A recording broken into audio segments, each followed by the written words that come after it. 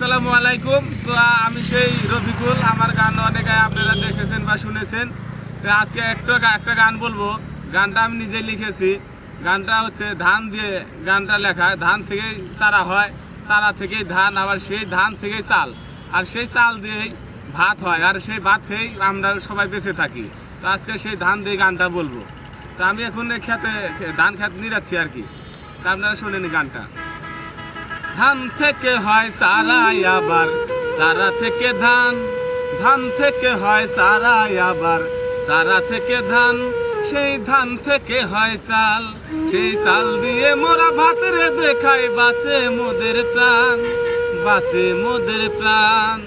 ধান থেকে হয় চারাই, আবার চারা থেকে ধান, ধান থেকে হয় চারাই, আবার চারা থেকে ধান, সেই ধান থেকে হয় চাল, সেই চাল দিয়ে মোরা ভাতেরে দেখাই বাঁচে মোদের প্রাণ, বাঁচে মোদের প্রাণ।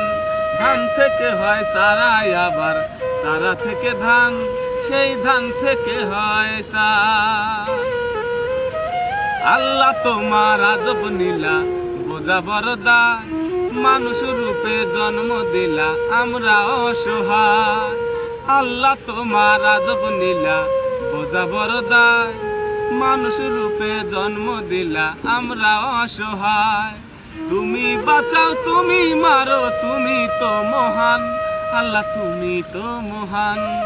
ধান থেকে হয় চারাই, আবার চারা থেকে ধান, ধান থেকে হয় চারাই, আবার চারা থেকে ধান, সেই ধান থেকে হয় চাল, সেই চাল দিয়ে মোরা ভাতেরে দেখাই বাঁচে মোদের প্রাণ, বাঁচে মোদের প্রাণ।